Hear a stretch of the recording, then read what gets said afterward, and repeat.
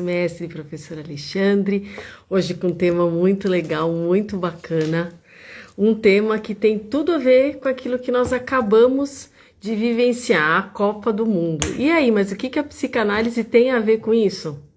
Quer saber? Fica aqui com a gente. O tema, eu vou até ler porque o tema é comprido. A relação entre o Brasil e a Copa do Mundo sob o olhar crítico da psicanálise. Ai, ai, ai. O que vai sair aí?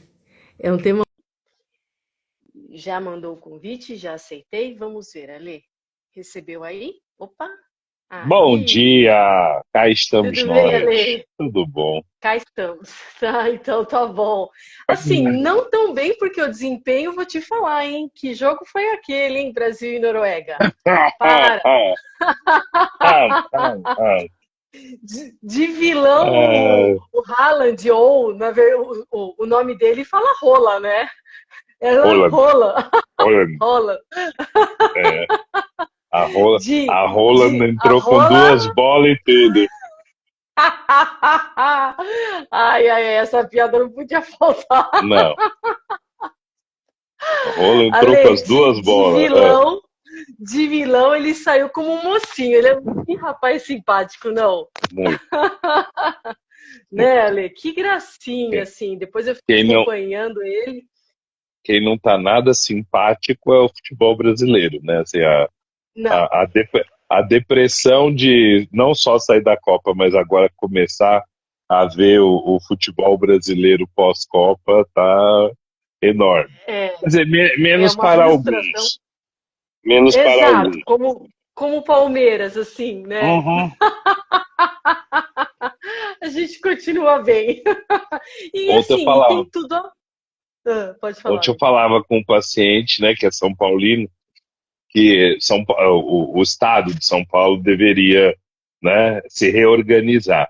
Fecha o Santos, fecha o Corinthians, fecha o São Paulo, deixa só o Palmeiras, porque os três estão numa Não é? descendente, numa merda, um transfer ban pra lá, transfer ban pra cá, habitando a segunda página da tabela. Tá difícil. Eu vim de verde, você sabe que não foi à toa, né? Claro, né? Não foi à toa. Ale, É, e aí eu estava vendo aqui, faz mais ou menos uns 2 anos e meio, foi uma das primeiras lives que nós fizemos sobre futebol, sim, psicanálise e futebol, né? Que nós falamos sobre o meu Palmeiras, o seu Santos, isso. né? Que nós De ponta a falamos ponta e na tabela nós estamos. De primeiro a 15º, por enquanto. aí eu consigo rir assim, né? Um sorriso largo, né? Se fosse eu lá Tá, embaixo, eu não tava nem rindo, Ale. Mas tá, tudo mas bem. vamos, Mas é isso, vamos, né, Ale? vamos Então, focar na Copa do Mundo. vamos focar. E assim, tem tantas coisas, né, que a gente pode falar sobre isso, e até no texto que nós colocamos aqui do tema da live, falamos, né, sobre o desempenho do Brasil na Copa. Assim, mas o que a psicanálise tem a ver com isso, né? O que a psicanálise clínica? Peraí, ela vai sair desse lugar confortável na clínica? O que ela vai fazer fora de lá? O que ela vai olhar para o social? O que tem a ver? Será que tem alguma coisa a ver, Lê? Vamos lá, né? Tem, Porque tem muita tem, coisa a ver. tem. Eu particularmente sou um partidário, sempre fui, de que a psicanálise não deva ficar restrita à clínica.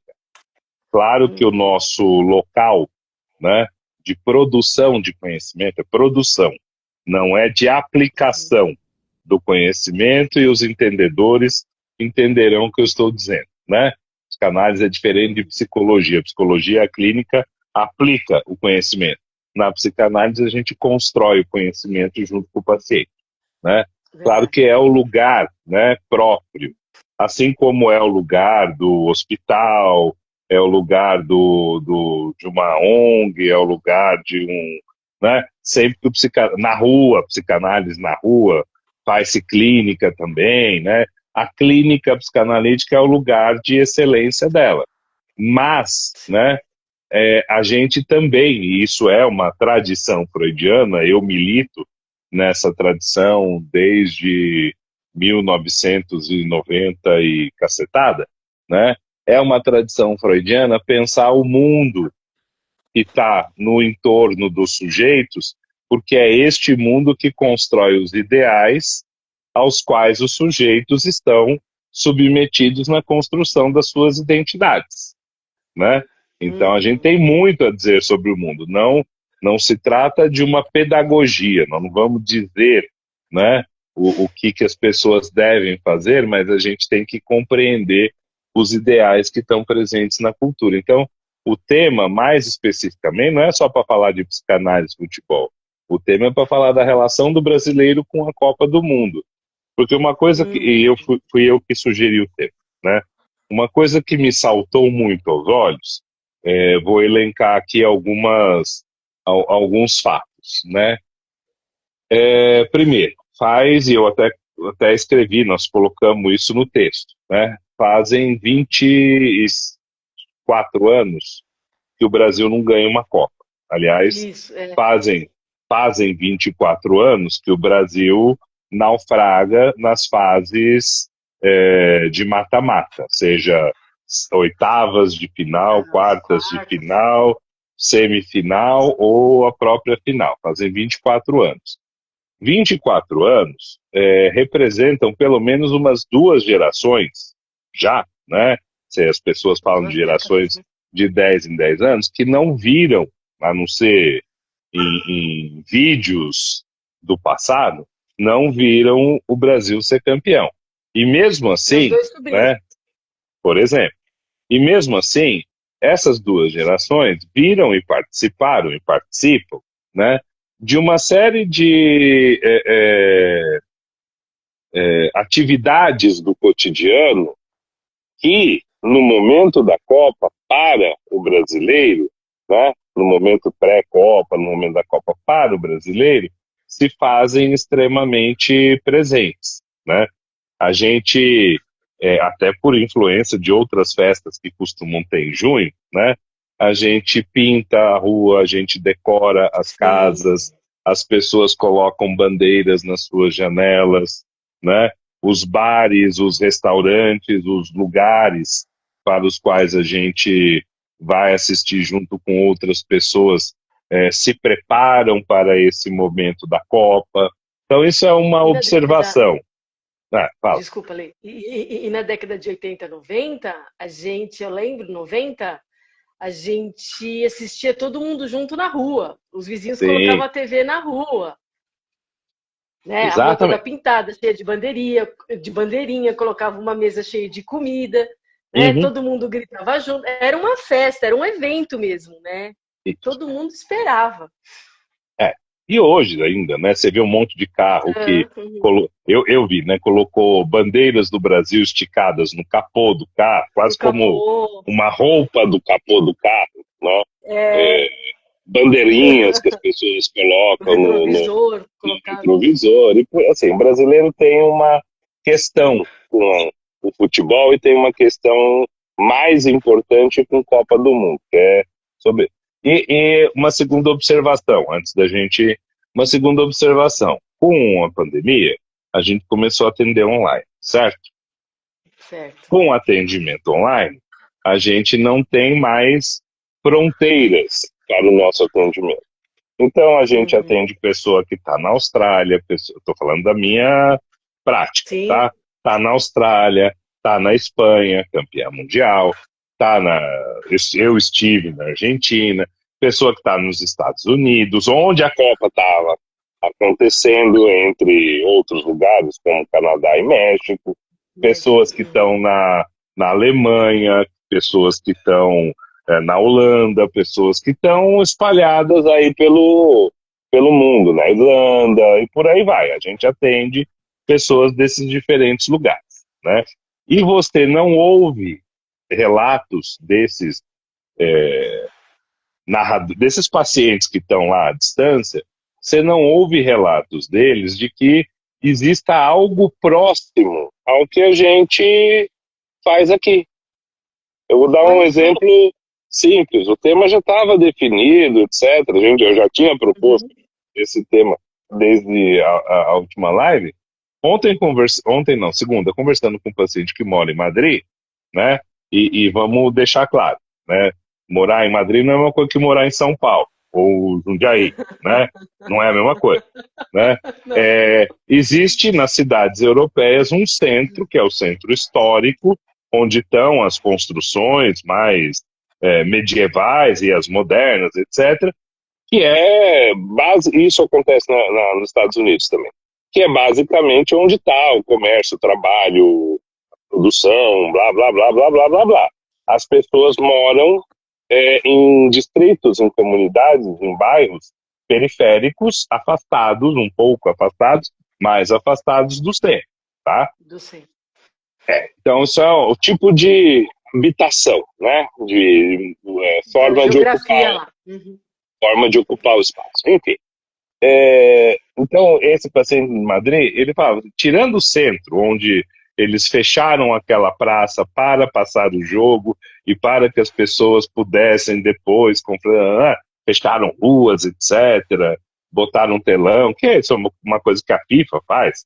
Aqui em São Paulo, a gente teve a Cazé TV ocupando o Parque do Vila Lobos, a Globo ocupando o Parque Ibirapuera. Mas tirando esse espaço, não há manifestações da Copa em outros lugares.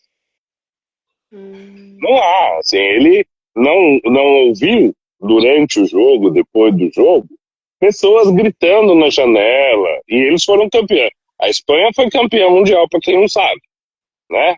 Bicampeã mundial. Né? Nesse século. Bi. Ele não houve rojão, não houve gritaria, buzinaços, não tem uma presença da Copa fora de um espaço circunscrito. Eu ouvi de pessoas que estavam nos Estados Unidos, passaram pelos Estados Unidos, a mesma coisa. O americano estava pouco se fudendo para a Copa.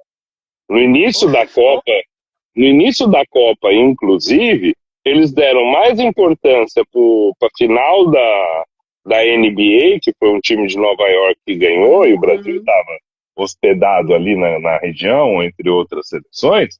Eles estavam se portando e fazendo mais festa para a tal da NBA do que propriamente para a Copa do Mundo, né? Foi um incrível, os estádios sempre lotados, por turistas e eventualmente por aqueles que habitam os Estados Unidos, mas estavam morrendo de medo, né, da polícia segregacionista lá de fronteira do Trump de querer, né, mandar todo mundo embora. Se tiverem garantia, puderam ir para os estádios, rever suas seleções, etc. E tal. Enfim, eu fui para a Argentina em junho, antes de começar a Copa, né? E a Argentina era a atual, na época, campeã do mundo.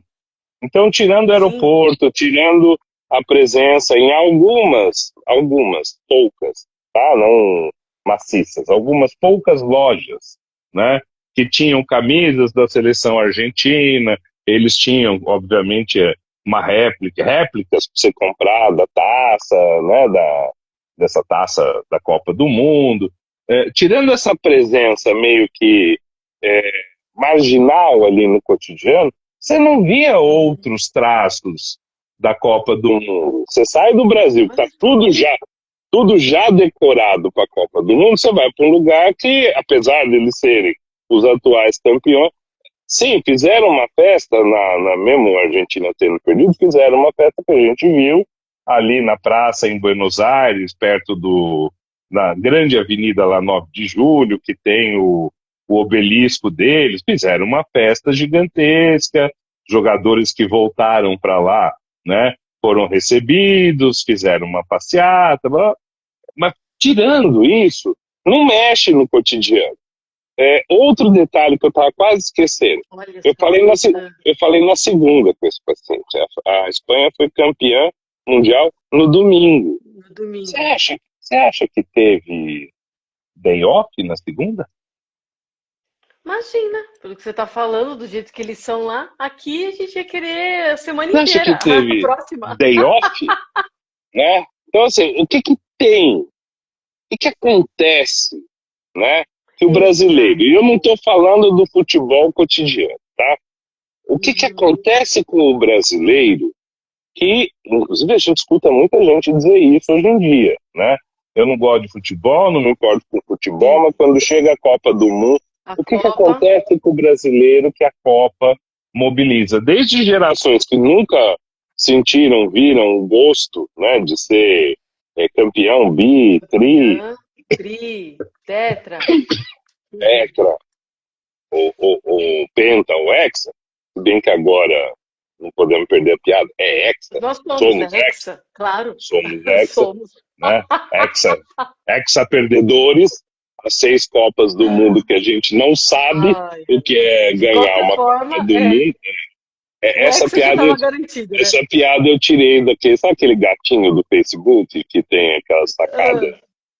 sarcásticas, irônicas? Essa piada eu tô copiando dele, que o Brasil ia ser hexa de Eu qualquer tinha jeito, visto. ganha, É. ganhando ou perdendo.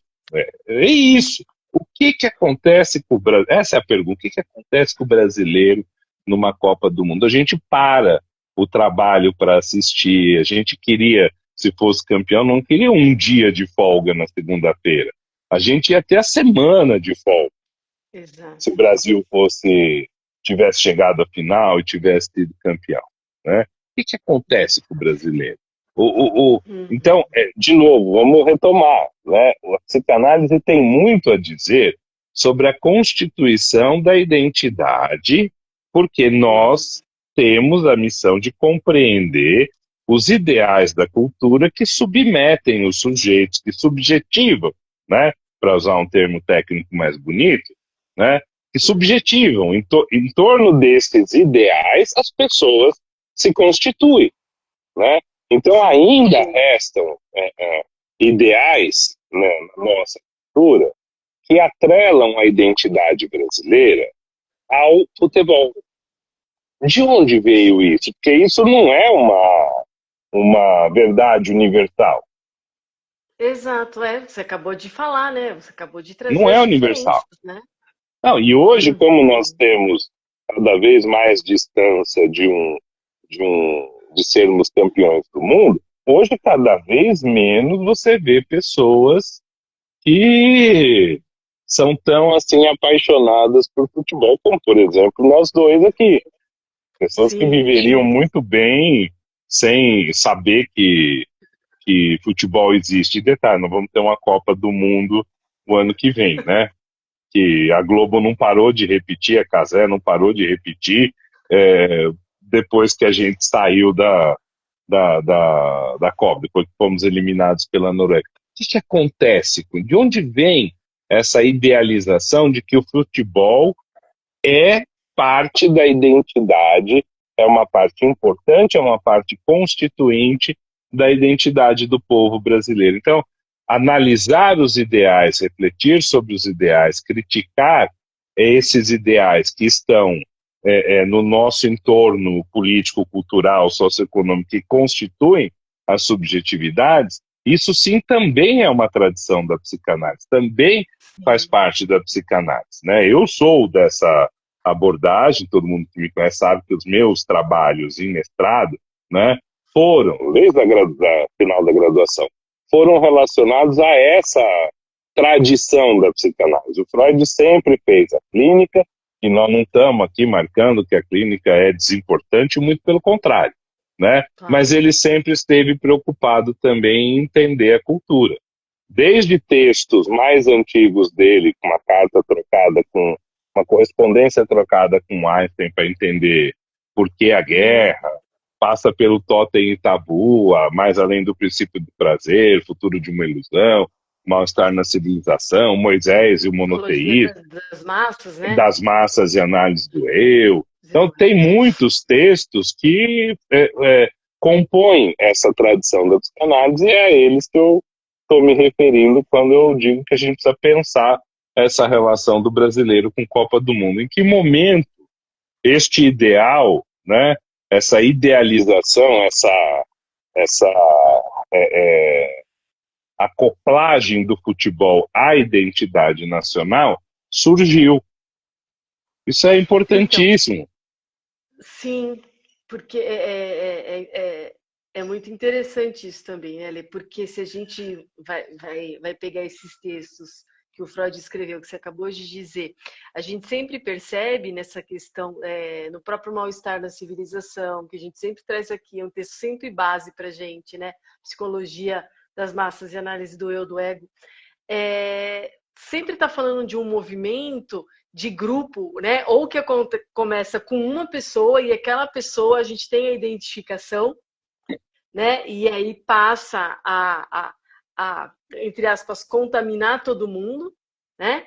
Que aí todo mundo entra na massa e faz parte daquilo. E quantas coisas acontecem com o ser humano quando está dentro de uma massa, dentro de um grupo, coisas que ele não faria sozinho, ele faz ali dentro do grupo.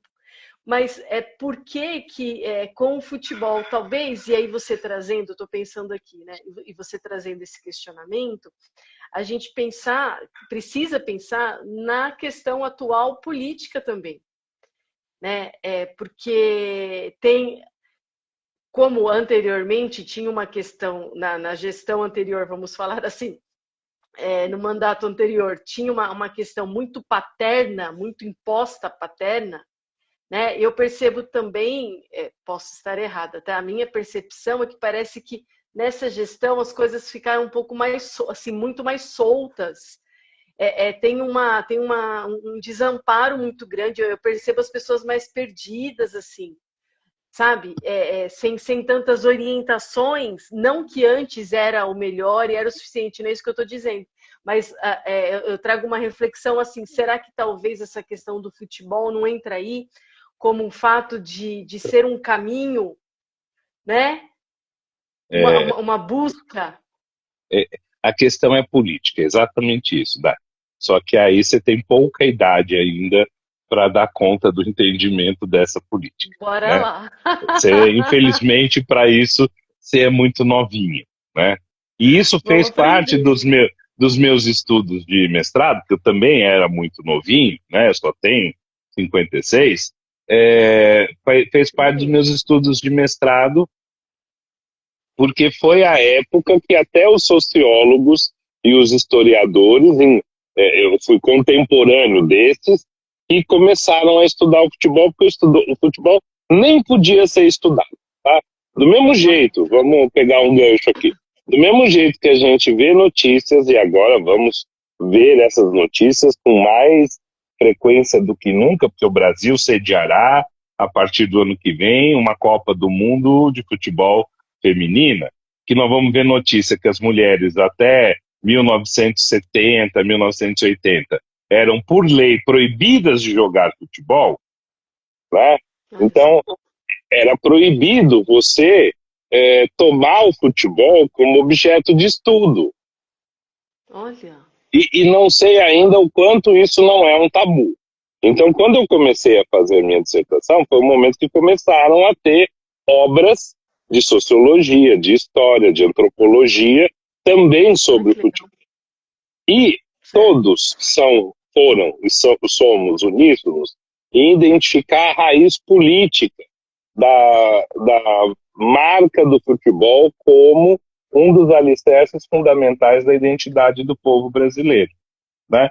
Todo governo autoritário, ele precisa, para manter-se no poder, criar aquilo que a gente chama de pão e circo para o povo.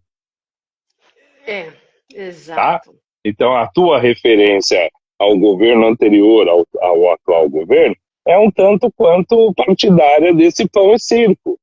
Né? Cadê o pão e o circo para a gente não se entreter com as questões que são, de fato, centrais, concretas, importantes na vida política? Né? O governo da ditadura, o governo que assumiu o Brasil nos anos 60, que deu um golpe, foi o governo que criou essa simbiose entre futebol e identidade nacional. Nós não fomos os inventores do futebol não nasceu aqui, né? Mas o governo da ditadura, desde os primórdios do governo militar, criou essa amálgama, essa simbiose entre futebol e brasileiro. De que maneira ele criou? Ele criou essa amálgama com uma série de bordões políticos que falavam dos projetos da ditadura, ao mesmo tempo que introduziam a ideia de que o Brasil é o país do futebol. Olha só. Então, vamos lá, Caraca. né? Ô, Ale, Brasil, ame-o Ale, ou deixe. Pode falar. deixa eu só te fazer uma pergunta, se você sabe me dizer. Eu até estava ouvindo ontem, justamente para a live aqui, me parece que eu falei, não tem quem não goste do Pelé, né? O Pelé foi incrível e do Santos. Uhum. E aí me chamou muita atenção, Ale, que eu estava ouvindo que teve uma Copa, se não me engano, foi uma Copa que até o Pelé ele fez parar uma guerra, não sei se foi na Nigéria, isso. Não, Você sabe, me lembra como foi isso? não foi uma Copa, né? Foi um Ah, amistoso que o Santos foi disputar no país africano, né? tá. Que havia uma guerra civil acontecendo e pela presença do Santos ali para disputar um amistoso com times locais, eles pararam a guerra para assistir o jogo. Olha Nada, isso. nada muito diferente, tá? Parênteses aqui, do que aconteceu com a seleção brasileira no Haiti. Aí foi seleção, não o time do Santos. Foi a seleção Sei. brasileira no Haiti. O Haiti que está em guerra civil desde sempre, ainda continua destruído, subnutrição, pobreza, etc. Eles fizeram um pause e aquela seleção da época do Ronaldinho, do Uhum, Ronaldo, etc., foi jogar lá e uhum. 6 a não sei quanto, foi um espetáculo, o mundo parou para assistir e olharam para o Haiti com outro olhar que não o do foda-se, né?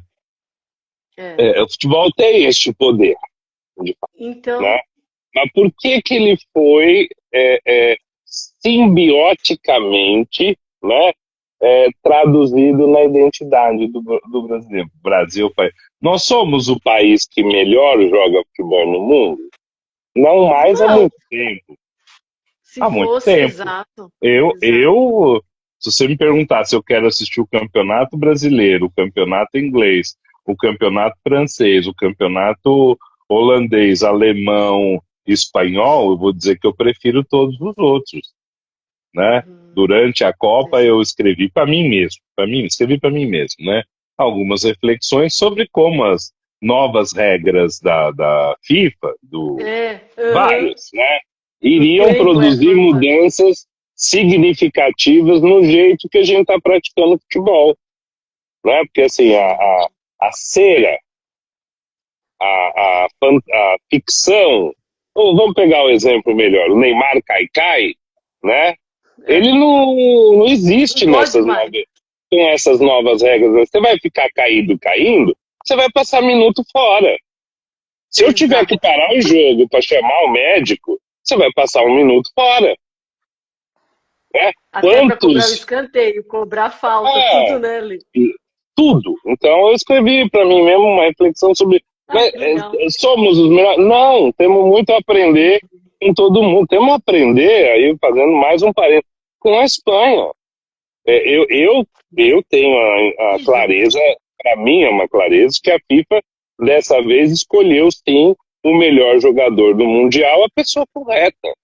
Ela Uhum, escolheu o maestro, o organizador de um time coletivo em que as uhum, próprias individualidades não se sobressaem em prol da coletividade, que é a Espanha.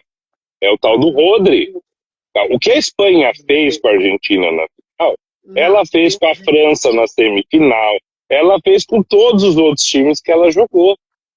A Espanha uhum, tem um estilo de jogo há mais de 10 anos, porque é a primeira vez que a gente vê este técnico e 8 jogadores perdendo para o Brasil na final numa Olimpíada em 1920, um pouco antes da pandemia, 2020, um pouco antes da pandemia.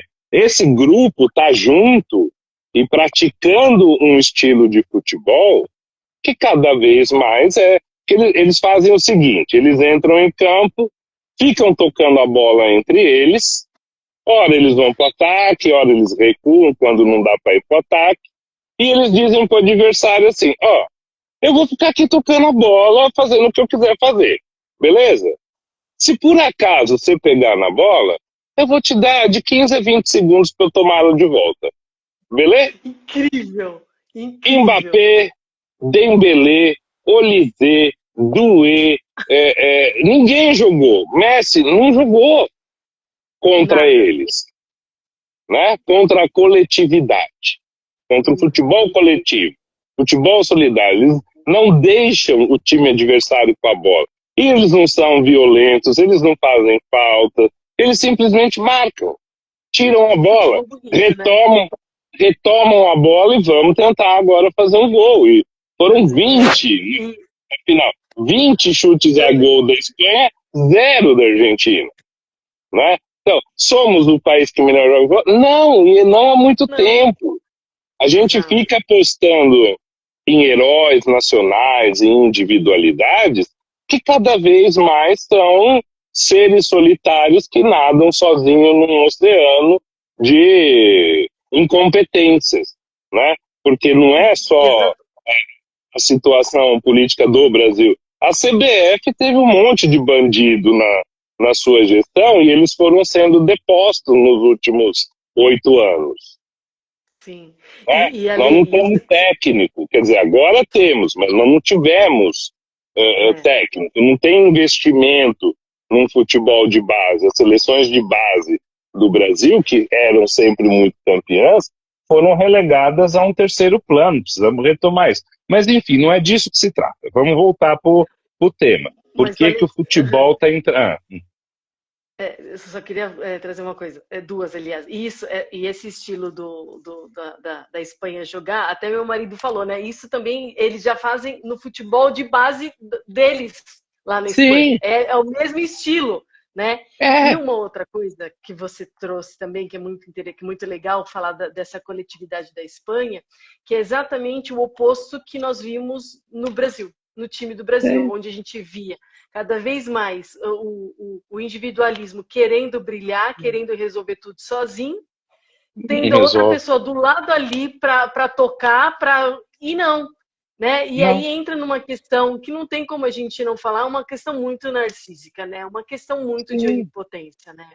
Mas porque é isso que a gente vem construindo nos últimos anos. Nós não temos um projeto mais de futebol como havia.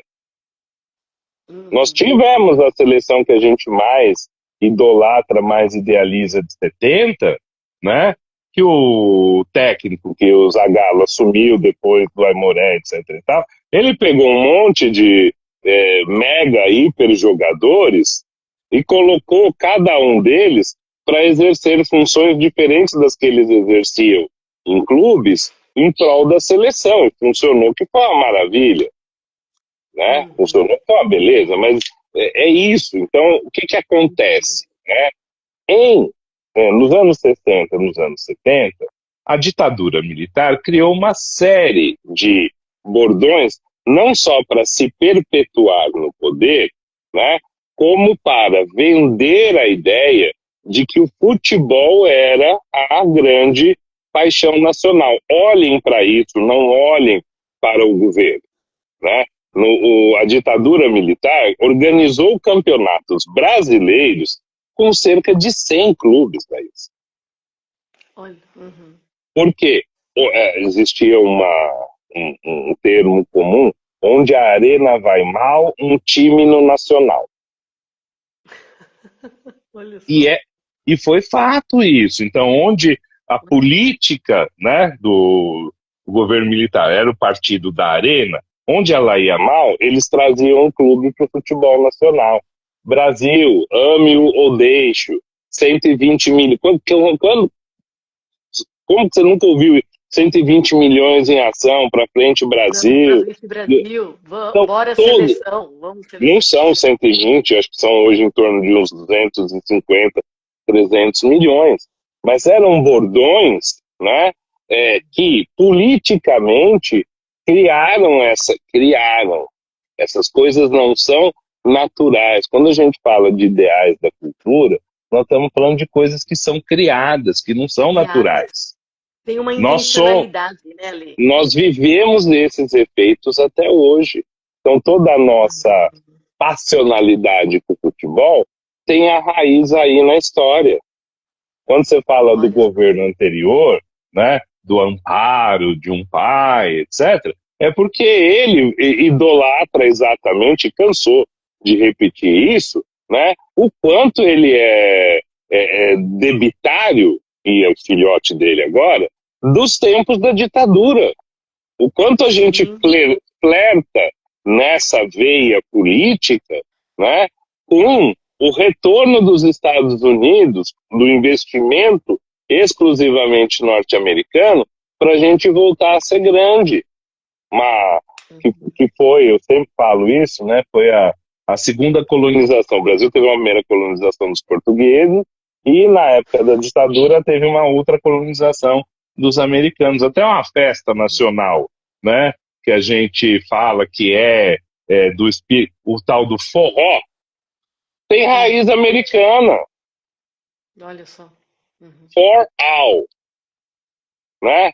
Uma festa em que eles eram convidados, as bases ali norte-americanas, né, no nordeste do Brasil, e aí isso foi ficando, foi pegando e ficou forró, mas é for all, né, para todo mundo. É a presença militar que a gente quer. E o governo ficou pedindo intervenção. Os que estão presos do 8 de janeiro ficaram pedindo intervenção militar. O Flávio está pedindo a intervenção norte-americana no Brasil. E está conseguindo, né? Então não se trata de uma opção ou de outra. A gente nem fala mais, não consegue mais conversar sobre política. Então nós estamos vivendo restos desse grande momento histórico no Brasil, que foi a ditadura militar. E eu estou colocando isso porque até hoje é difícil você pensar criticamente essa paixão nacional, o futebol, né? Sim. O futebol hoje aqui no Brasil é lugar do quê? Quem que faz propaganda e ganha dinheiro com o futebol? Só bet. É só as bets, é só isso, né? São as bets. E o que as bets produzem para nós na clínica? Ah, dependência, adoecimento, é isso aí. Sofrimento. Antes das bets eram as O quê? Ah, as bebidas. As bebidas, sim. Sim. Não, e Ale, e você viu assim, o e patrocinador só, do Corinthians? só um detalhe, né? Houve um movimento agora durante a Copa, porque a Cazé TV tomou conta, né, da transmissão absolutamente. Houve um incômodo com a presença das bets no discurso da Cazé TV, mas este incômodo, se ele fosse de fato produzido pela presença de bets num país que gera dependências absurdas, é uma coisa. Foi só porque as concorrentes da Cazé estavam questionando o contrato que a Cazé mantém ou mantinha com a FIFA. Então, não é um país sério. Não somos um país sério, né? Gente, Então, então. e é proibido você falar disso. Uhum, sim, É proibido você sim. questionar isso. O teu clube É. que você ama, o meu clube, ele virou a placa publicitária de bet. Exato. Gente, é assim. E isso é tão terrível ali, porque aí a gente viu agora o patrocinador do Corinthians, né? Um patrocinador de conteúdo Sim. adulto. E assim, enquanto isso, do outro lado, e eu estou de fato desse outro lado, porque eu estou, né, trabalhando com isso, e iniciando mais assim para fora, em palestras, em Uhum. escolas, a questão da educação emocional e sexual. Então você vê, quer dizer, você fica enxugando o gelo, né? Porque não, e olha só, a intencionalidade, como você falou, né? Você trouxe desde o início, mas o porquê que, né, que o futebol foi colocado neste lugar e tem toda uma história, tem um contexto social da ditadura que você trouxe, é mega super importante isso, porque isso tem as consequências até hoje. Você vê, e por um outro lado, assim, é muita intencionalidade, né? Eles criaram uma coisa que faz você ser dependente, você faz ser o teu pão e circo, aquilo, né? Porque quantas vezes eu já ouvi, não, agora vai chegar, não vejo a hora de chegar o domingo que eu vou ter o meu futebol, eu vou esquecer de tudo. Não é assim, Ale? Domingo, quarta e domingo, que a gente sabe, campeonato, quarta e domingo é dia de futebol. Normalmente Ontem, futebol, Campeonato Paulista e Brasileiro. Ontem agora, teve jogo do Santos, hoje eu tô feliz, ganhamos. Olha lá, parabéns, Ale. Olha lá, entendeu? É isso. Então, assim, a gente espera o futebol para poder descansar, né? É o pão e circo, mas você vê, e atrelado a isso, está acontecendo atrocidades. Atrocidades, esse é o termo. Não é? Que é para você desviar a sua atenção, não atentar para isso, não olhar para isso.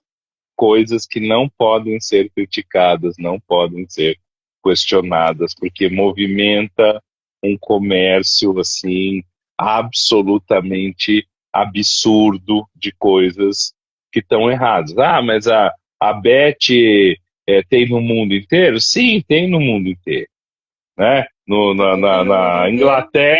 Na Inglaterra, todos os times são patrocinados por Bet, na Espanha, na Itália, etc. Ok, né? Não estou questionando o patrocínio, eu estou questionando o seguinte: como que o Brasil sempre foi um país em que os jogos de azar são proibidos e o que existe é controlado pelo Estado, de repente, do nada, abriu-se para essa novidade, né? No Brasil sempre foi muito claro, jogo do bicho é contravenção, né? As pessoas eram presas, são presas pelo jogo do bicho, apesar da presença popular do jogo do bicho. Não existe casa de cassinos, são proibidos. Aposta, né? Existem alguns cassinos que a gente sabe, espalhados por aí. Você vai lá no Largo de Osasco, por exemplo, tem alguns shoppingzinhos de banquinhas. Que a hora que você vai procurar o banheiro, né? Você entra num salão gigante que tá todo mundo jogando bingo, né? Então existe, a gente sabe que existe. E perto do consultório... Vai pra Las Vegas, é uma delícia. Vai pra lá, então, você joga. Enfim, né? De repente entraram as bets e elas nem regulamentadas eram, tomaram conta de todo o patrocínio do futebol, todo o patrocínio, né? E agora, aí não é uma discussão política aqui, tá? Mas elas entraram no governo do Bolso e elas foram legalizadas, foram submetidas a leis agora no governo atual. Né? E as bets vieram com um esquema, é que a gente não pode falar, mas eu vou falar porque o nosso espaço aqui não tem tanta repercussão, de lavagem de dinheiro, absurda. Total, sim. Absurda. E a gente vai vendo esses recortes, jogadores envolvidos em apostas, né? Que aposta-se não só pelo resultado, como na loteca, que ainda é da Caixa. Você aposta vitória, empate ou derrota. Você aposta se houve pênalti, se quanto tempo de jogo, quanto tempo de jogo vai tomar um cartão. Você aposta naquele odds, né? Então está se criando uma cultura de apostas num país que não tinha essa mentalidade de apostar. O inglês, ele aposta tudo, a vida inteira. Ele aposta se vai nascer, se a princesa está grávida, se vai nascer menino ou vai nascer menina. Você vai nos pubs ingleses, eles estão apostando tudo o tempo todo. faz parte da cultura deles, não faz parte da nossa, né? E Uhum. entrou aqui como um grandíssimo esquema, né, de legalização de um dinheiro que a gente não sabe que é o dinheiro que os clubes estão recebendo e que não estão recebendo também, né? Que está Exato. patrocinando televisão, está patrocinando publicidade, uma série de coisas. Tentando manter, vamos voltar para o tema da live, tentando manter o futebol nesse lugar, né, de identidade do povo brasileiro. E é isso que eu estou tentando dizer. Nós não somos mais o país do futebol. A gente precisa Muito perceber mais. isso para começar a construir um projeto novo. É Porque isso, né? É ser críticos. Uhum. este projeto de que nós precisamos ter um Narciso, né, um Deus, comandando, né, e vencendo a tudo e a todos, um herói nacional, esse projeto não consegue mais ser um projeto mundial. Não consegue mais. Exato. Ale, essa questão, esse olhar, né, todos nós precisamos ter essa visão crítica, é tão importante, porque eu também estava ouvindo, aí um rapaz fala assim, o meu sobrinho não, o meu filho falou que odeia a Argentina, tem 8 anos. Eu falei, mas por que você odeia a Argentina? Ah, eu não sei, eu odeio a Argentina. Faz parte Então, da porque faz identidade. parte. Então, entendeu? É isso. Quer dizer, aí a gente passa a odiar uma coisa, a gente odeia, a gente sente que a gente odeia, mas a gente Sem não sabe nem saber. por que a gente odeia. Aí a gente embarca num projeto, né, de que é comandado por algum ideal, né, e comete todas as atrocidades com base nisso sem nunca pensar. Numa pequena escala bem diferente, tá? É como aqueles que são informados, formados, educados dentro de um núcleo religioso em que a mulher é submissa, e qualquer mulher que tente sair dessa vai levar os seus tapas, né? A gente Exato. sabe É. a função do ideal. Sim. A gente sabe que a função do ideal, além de formatar as subjetividades, é submeter uns aos outros. Então, o que eu estou dizendo é, este projeto, essa ideia, país, a pátria, o Brasil, a pátria de chuteiras, não funciona mais. A gente precisa voltar um tempo atrás e fazer o que nós fizemos com o futebol feminino. O futebol feminino sobreviveu, ganhava títulos, chegava nas finais, era segundo lugar, etc., no momento que o país era avesso ao futebol feminino, né? De uns tempos para cá, eu não sei precisar quantos anos, a FIFA disse uma coisa muito simples: só poderá ter um time na elite do futebol nacional em todos os países se esse time mantiver um time de futebol feminino operando. Então, se um time brasileiro quer manter-se na elite da Série A, ele precisa ter um time de futebol feminino. E isso fez com que, ao invés de ter 1, 2, 3 ou 4 times, a gente tivesse 20 times de futebol feminino. E aí as pessoas começaram a procurar jogadoras para o futebol feminino. E aí nós começamos a ter um técnico dedicado exclusivamente, coisa que historicamente nunca tinha tido, ao futebol feminino, né? E hoje nós estamos nas mãos com uma potência mundial do futebol feminino. Olha As só. nossas jogadoras, além de estarem jogando no campeonato nacional, elas estão indo jogar na Espanha, estão indo jogar na Inglaterra, estão indo jogar nos Estados Unidos. E hoje temos uma seleção forte, comandada há algum tempo, há uns 2 anos, por um técnico, por um grupo, não é só o técnico, com uma filosofia muito clara e que ele vai conduzindo as seleções olímpicas, a seleção adulta e vai criando um jeito do futebol feminino no Brasil jogar. É isso que a gente precisa fazer, a gente precisa se espelhar nas mulheres e voltar um tempo atrás.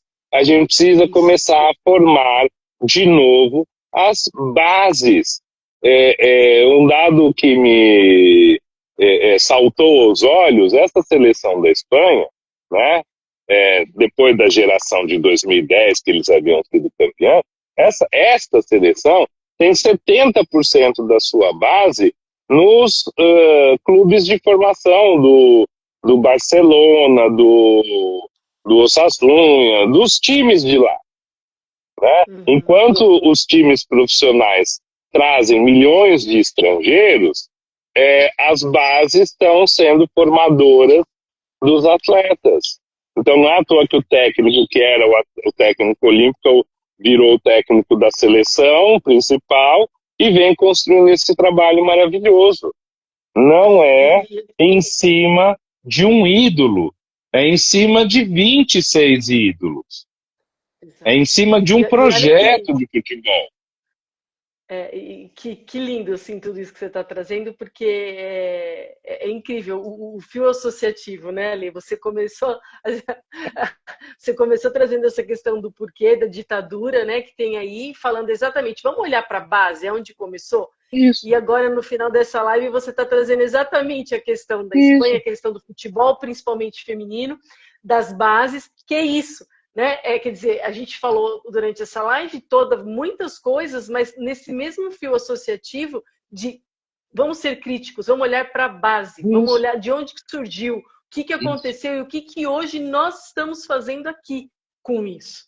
Porque também, enquanto você estava falando ali, eu fiquei pensando aqui, falei, puxa, né? Claro que a gente ama o futebol, a gente gosta muito de futebol, e por gostar muito, assim, poxa, mas e a gente também tem um olhar, a gente é atravessado por isso também, claro que muitas vezes acabou sempre, a gente está cansado, acaba sendo um pão e circo, mas eu estava pensando assim, mas não é isso que a gente quer, porque quando a gente gosta de futebol, não é. Mas, Daíse, mesmo quando a ditadura colocou o futebol como pão e circo, isso era um projeto. Quando ela colocava 110 clubes, estou chutando o número aqui porque era mais de 100, 110 clubes para disputar o campeonato nacional, isso era um projeto.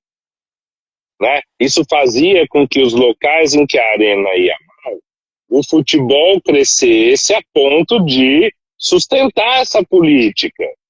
O que nós não temos hoje é projeto. Nós não temos mais projeto. Então nós estamos aí há 24 anos, né, um período sem Copa do Mundo, porque nós não temos mais projeto. A gente fica projetando o quê? Que aí é analogia com a política. A gente fica projetando o Salvador. O sujeito. Só que nós estamos falando de um esporte que é coletivo. Então, olha, eu vou pegar o exemplo do Santos. Olha o que o Santos fez. Trouxe o Salvador, trouxe o Neymar de volta.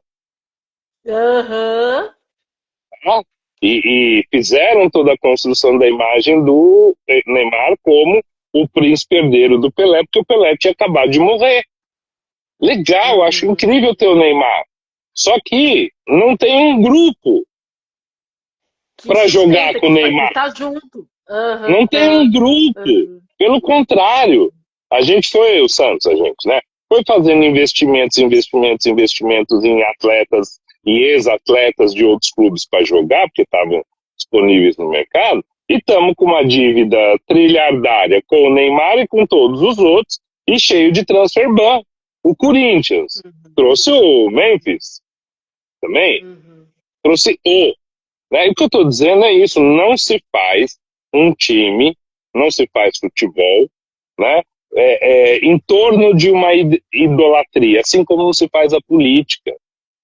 Exato. E a única coisa que os bolsonaros construíram em torno deles foi uma rede de ladrões que ganharam ainda a primazia de não poderem ser investigados. Né? O tal do vou proteger os meus filhos. A gente passou a idolatrar uma família tradicional de um cara que traiu uma esposa com outra e com uma terceira e fez filho com todo mundo. Essa é a tradição da família brasileira. Não se faz nada que não seja coletivo.